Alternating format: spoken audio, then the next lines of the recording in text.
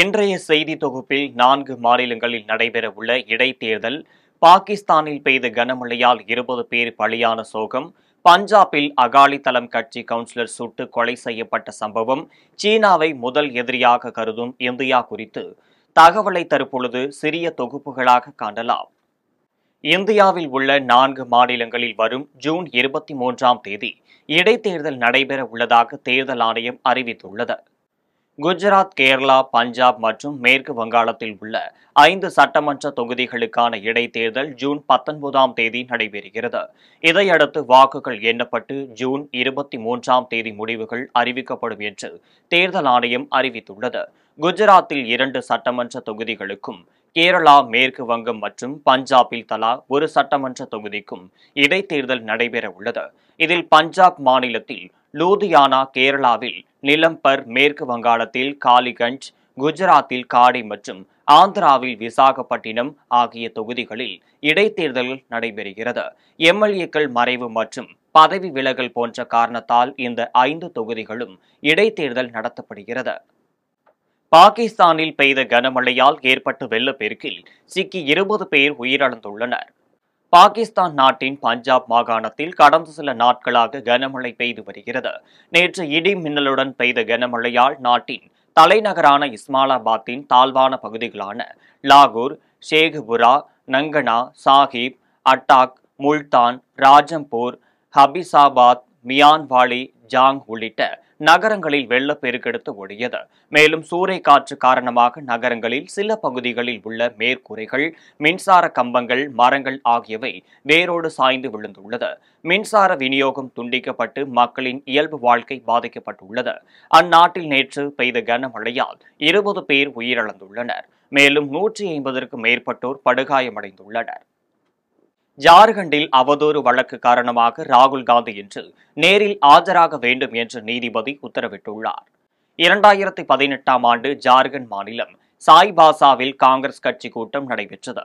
இதில் கலந்து கொண்ட மக்களவை எதிர்க்கட்சித் தலைவர் ராகுல் காந்தி பாஜக தலைவர் அமித்ஷா குறித்து அவதூறாக பேசியதாக வழக்கு தொடரப்பட்டது. இதில் ராகுல் காந்தி நேரில் ஆஜராகுவதில் இருந்து விலக்களிக்க அவர் தரப்பிலிருந்து முறையிடப்பட்டது. இதையடுத்து கீழ் கோர்ட்டில் நடந்த விசாரணையில் மீண்டும் நேரில் ஆஜராவதில் இருந்து விலக்களிக்க ராகுல் காந்தி தரப்பில் இருந்து முறையிடப்பட்டது. இதனை நீதிபதி நிராகரித்து இன்று நேரில் ஆஜராக வேண்டும் என்று உத்தரவிட்டார். பஞ்சாபில் அகாலிதளம் கட்சியின் கவுன்சிலர் மர்ம நபர்களால் சுட்டுக் கொல்லப்பட்டுள்ளார். பஞ்சாப் மாநிலத்தில் அகாலிதளம் கட்சியின் கவுன்சிலராக இருந்த ஹர்சிதன் சிங் பங்மான் அமிர்தசரஸ் சேகர்ந்தா பகுதியில் நடைபெற்ற பொது விழா ஒன்றில் பங்கேற்பதற்காக சென்றார். அப்போது அங்கு இருசக்கர வாகனத்தில் வந்த 3 பேர் துப்பாக்கியால் அவரை சரமாரியாக சுட்டுவிட்டு தப்பிச் சென்றனர். இதில் படுகாயமடைந்த அவர் மருத்துவமனைக்கு கொண்டு செல்லும் வழியில் பரிதாபமாக உயிரிழந்தார். தகவல் அறிந்து வந்த போலீசார் இச்சம்பவம் தொடர்பாக வழக்கு பதிவு செய்து விசாரணை நடத்தி வருகின்றனர். முதற்கட்ட விசாரணையில் ஏற்கனவே ஹர்சிந்தர் சிங் வீடு மீது இதே கும்பல் துப்பாக்கிச்சூடு நடத்தியது தெரியவந்தது. வங்கதேசத்தில் வரும் டிசம்பர் மாதத்திற்குள் பொது தேர்தல் நடத்த வேண்டும் என தேசிய மக்கள் கட்சியினர் இடைக்கால அரசின் தலைமை ஆலோசகர் முகமது யூனுஸிடம் கோரிக்கை வைத்துள்ளனர். வங்கதேசத்தில் கடந்த மாதம் ஏற்பட்ட அரசியல் மாற்றம் காரணமாக தலைமை ஆலோசகர் முகமது யூனுஸ் தலைமையில் இடைக்கால அரசு அமைந்துள்ளது. இந்த நிலையில் பொது தேர்தல் நடத்துவது தொடர்பாக ராணுவ தளபதி வாக்கர் உஸ் ஜமான் மற்றும் முகமது யூனுஸ் இடையே கருத்து வேறுபாடு ஏற்பட்டுள்ளது. இதைத் தொடர்ந்து வங்கதேச தேசியவாத கட்சி, மாணவர் அமைப்பான தேசிய மக்கள் கட்சி மற்றும் ஜமாத்-இ-இஸ்லாமிய அமைப்பின் தலைவர் முகமது யூனுஸை நேரில் சந்தித்து பேசினார். அப்போது தேர்தல் சீர்திருத்தங்களை விரைவாக முடித்து பொது தேர்தலை டிசம்பர் மாதத்திற்குள் நடத்த வேண்டும் என வலியுறுத்தியுள்ளார். கேரளாவில் உள்ள 5 மாவட்டங்களுக்கு இன்று கனமழை காரணமாக ரெட் அலர்ட் விடுக்கப்பட்டுள்ளது. கேரளாவில் பல்வேறு மாவட்டங்களில் கனமழை பெய்து வருகிறது. இதன் காரணமாக புன்னப்புழா ஆற்றின் நீர்வரத்து அதிகரித்துள்ளதால் கரையோரம் வசிக்கும் மக்கள் அச்சமடைந்துள்ளனர். இதேபோல் இடுக்கி மாவட்டத்தில் உள்ள மலங்காரா அணையின் நீர்மட்டம் தொடர்ந்து அதிகரித்து வருவதால் முன்னெச்சரிக்கை நடவடிக்கையாக அணையின் மதகுகள் நேற்று திறந்துவிடப்பட்டுள்ளது. கேரளாவின் கோழிக்கோடு, காசர்கோடு, பத்தனம்திட்டா, எர்ணாகுளம் மாவட்டங்களில் சாலையோரம் உள்ள ஏராளமான மரங்கள் மழை காரணமாகவே வேரோடு முறிந்து விழுந்தன. பல குடியிருப்பு வீடுகளும் மழையால் சேதமடைந்துள்ளன. இந்த நிலையில் மலப்புரம், கோழிக்கோடு, வயநாடு, கண்ணூர், காசர்கோடு ஆகிய 5 மாவட்டங்களுக்கு இன்று வானிலை ஆய்வு மையம் ரெட் அலர்ட் விடுத்துள்ளது. கயானா நாட்டின் துணை ஜனாதிபதி பாரத் ஜக்தியோன் இந்திய நாட்டின் நண்பர் என காங்கிரஸ் எம்பி சசி தரூர் கூறியுள்ளார். பாகிஸ்தானின் பயங்கரவாதத்தை உலகிற்கு அறிவிக்க அனைத்து கட்சி பிரதிநிதிகளை கொண்ட பல்வேறு குழுக்கள் உலக நாடுகளுக்கு பயணம் செய்து வருகின்றனர். இதன்படி காங்கிரஸ் எம்பி சசி தரூர் தலைமையிலான அனைத்து கட்சி பிரதிநிதிகள் குழு கயானா, பனாமா, கொலம்பியா, பிரேசில் மற்றும் அமெரிக்கா உள்ளிட்ட 5 நாடுகளுக்கு பயணம் மேற்கொண்டது. இந்த நிலையில் கயானா நாட்டின் துணை ஜனாதிபதி பாரத் சக்தியோவை சசி தரூர் தலைமையிலான அனைத்து கட்சி குழுவினர் நேரில் சந்தித்து பேசினர். பின்னர் காங்கிரஸ் எம்பி சசி தரூர் செய்தியாளர்களை சந்தித்து பேசினார். அப்போது அவர் கயானா நாட்டின் துணை ஜனாதிபதி சக்தியோ நம் நாட்டின் நண்பர் என கூறினார். தொடர்ந்து இரு நாடுகளுக்கும் இடையேயான நட்புறவை பற்றி விரிவான அளவில் பேசியதாக அவர் தெரிவித்தார். சீனா தனது முதல் எதிரியாக இந்தியா கருதுவதாக அமெரிக்கா DIA தெரிவித்துள்ளது. அமெரிக்கா பாதுகாப்பு புலனாய்வு அமைப்பான DIA நடப்பு ஆண்டுக்கான உலகளாவிய அச்சுறுத்தலை பற்றி அறிக்கை வெளியிட்டுள்ளது. அதில் சீனாவை இந்தியா தனது முதல் எதிரியாக கருதுவதாக கூறியுள்ளது.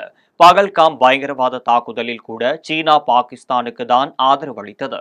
சீனா மற்றும் பாகிஸ்தான் ஆகிய இரு நாடுகளின் எல்லைகளிலும் இந்தியாவுக்கும் எப்போதும் பதற்றமான சூழல் நிலவி வரும் நிலையில் இந்த தகவலை அமெரிக்கா வெளியிட்டுள்ளது. உக்ரைன் மீதான ரஷ்யா தாக்குதலுக்கு அமெரிக்கா மௌனம் காப்பது ரஷ்ய அதிபர் புதினை ஊக்குவிக்கும் வகையில் அமையும் என ஜெலன்ஸ்கி குற்றம் சாட்டியுள்ளார். உக்ரைன் ரஷ்யா இடையே 1186 நாளாக போர் தொடர்ந்து நடைபெற்று வருகிறது.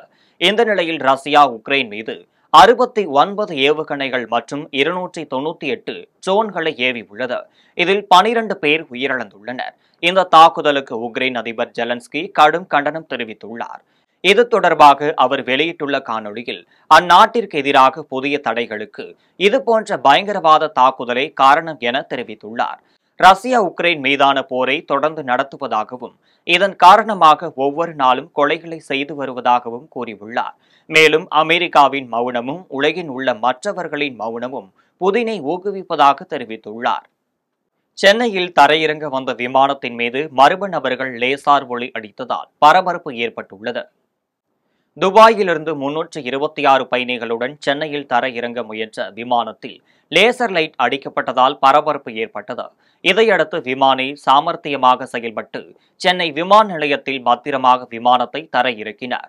சென்னை பறைமலை பகுதியில் இருந்து மர்ம நபர்கள் விமானத்தின் மீது லேசர் லைட் அடிக்கப்பட்டதாக தகவல் வெளியாகியுள்ளது. 2 ஆண்டுகளுக்கு முன்பு இதுபோன்ற சம்பவம் நடந்ததால் போலீசார் தீவிர விசாரணை மேற்கொண்டு வருகின்றனர். உரிய சிகிச்சை இல்லாமல் சாலையில் சுற்றித் திரிந்த பட்டதாரி பெண்ணை பூந்தமல்லி போக்குவரத்து காவல்துறையினர் பத்திரமாக பெற்றோரிடம் ஒப்படைத்தது பொதுமக்களிடையே நிகழ்ச்சியை ஏற்படுத்தியுள்ளது. பூந்தமல்லி நெடுஞ்சாலையின் ஓரத்தில் இளம்பெண் ஒருவர் கையில் பைகளுடன் அமர்ந்து தானாக பேசிக் கொண்டிருந்தார். அப்போது அங்கு பணியில் இருந்த பூந்தமல்லி போக்குவரத்து ஆய்வாளர் சந்திரமௌலி பெண்ணின் அருகில் சென்று பேச்சு கொடுத்த போது அந்த பெண் மனநலம் பாதிக்கப்பட்டது தெரிய வந்தது.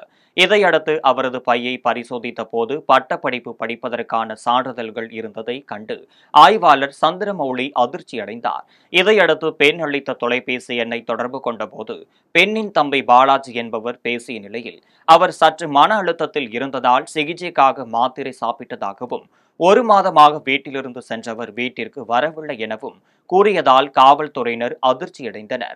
இதையடுத்து ஆய்வாளர் சந்திரமௌலி பட்டதாரி பெண்ணிற்கு உணவளித்து அவரது உறவினர்களை வரவழைத்து மனநலம் பாதித்த பெண்ணை ஒப்படைத்தனர். மனநலம் பாதிக்கப்பட்டவர் போல் சாலையில் சுற்றியிருந்த பெண்ணை போக்குவரத்து காவல்துறையினர் மீட்டு உறவினர்களிடம் ஒப்படைத்தது பொதுமக்களிடையே நிகழ்ச்சியை ஏற்படுத்தியுள்ளது. இந்தியாவின் ஆபரேஷன் சிந்தூர் வெற்றியை கொண்டாடும் வகையில் மதுரை திருப்பரங்குன்றத்தில் மூவண்ண தேசிய கொடியுடன் பாஜகவினர் பாத யாத்திரை சென்றனர். இந்தியாவின் ஆபரேஷன் சிந்தூர் வெற்றியை கொண்டாடும் வகையில் மதுரை பாஜக மேற்கு மண்டலம் சார்பில் மூவர்ண தேசிய கொடி பேரணி நடைபெற்றது. பேரணி திருப்பரங்குன்றம் பேருந்து நிலையத்திலிருந்து தொடங்கி GST சாலை வழியாக சென்று 16 கால் மண்டபத்தில் நிறைவடைந்தது. பேருந்து நிலையத்திலிருந்து புள்ளிவாசல் உள்ள பெரிய ரத வீதியில் பாஜகவினர் பேரணி செல்வதற்கும் பாஜக சிறுபான்மை அணியின் தேசிய செயலாளர் வேலூர் இப்ராஹிம் பேரணியில் பங்கேற்பதற்கும் காவல்துறையினர் அனுமதி மறுத்தனர். இந்த நிலையில் காவல்துறையினரின் பேச்சுவார்த்தைக்கு பின்னர் அமைதியான முறையில் பேரணி நடைபெற்றது. மாநாட்டில் பொருளாதார வளர்ச்சியில் மருத்துவத்துறை சார்ந்த தொழில்நுட்பங்கள் முக்கிய பங்கு வகிக்கும் என்று கோவையில் நடைபெற்ற இம்பாக்ட் 2025 என்ற நிகழ்ச்சியில் எம்ஜிஆர் மருத்துவ பல்கலைக்கழக துணைவேந்தர் டாக்டர் நாராயணசாமி தெரிவித்தார். கோவையில் செயல்படும் ஸ்ரீ அபிராமி கல்வி நிறுவனங்கள் மற்றும் 5 முக்கிய மருத்துவ கல்வி நிறுவனங்கள் இணைத்து அபிராமி இம்பாக்ட் 2025 என்ற நிகழ்ச்சியை நர்சிங் கல்லூரி அரங்கில் நடத்தியது. கல்வி நிறுவனங்களின் தலைவர் டாக்டர் பெரியசாமி தலைமையில் நடைபெற்ற நிகழ்ச்சியில் சிறப்பு விருந்தினராக தமிழ்நாடு டாக்டர் எம்ஜிஆர் மருத்துவ பல்கலைக்கழக துணைவேந்தர் டாக்டர் நாராயணசாமி கலந்து கொண்டு கூட்டு சுகாதார அறிவியலில் புதிய படிப்புகள், அபிராமி எலைட் நர்சிங் திட்டம், மருந்தியல் கல்லூரி, விலங்கு இல்லம், முதுகலை மருத்துவ திட்டம் உள்ளிட்ட இம்பாக்ட் நிகழ்ச்சியை துவக்கி வைத்து பேசினார். அப்போது வரும் காலங்களில் மருத்துவத்துறை தொடர்பான தொழில்நுட்பங்கள் பொருளாதார வளர்ச்சியில் முக்கிய பங்கு வகிக்கும் என்று தெரிவித்தார். சென்னை திருவொற்றியூரில் மாணவர்களை ஊக்குவிப்பதற்கான ஓவிய கண்காட்சி நடைபெற்றது. சென்னை திருவொற்றியூரில் அமைந்துள்ள சண்முகனார் பூங்காவில் ஆர்ட் அகாடமி சார்பில் ஓவிய கண்காட்சி நடைபெற்றது.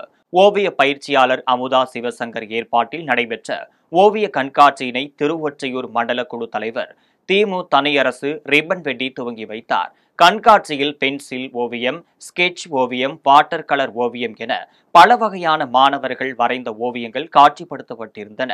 இதனை மண்டல குழு தலைவர் திமு தனியரசு பார்வையிட்டு மாணவ மாணவிகளுக்கு பரிசுகளை வழங்கினார். இதன் ஒரு பகுதியாக மாணவர்களின் யோகா நிகழ்ச்சியும் நடைபெற்றது.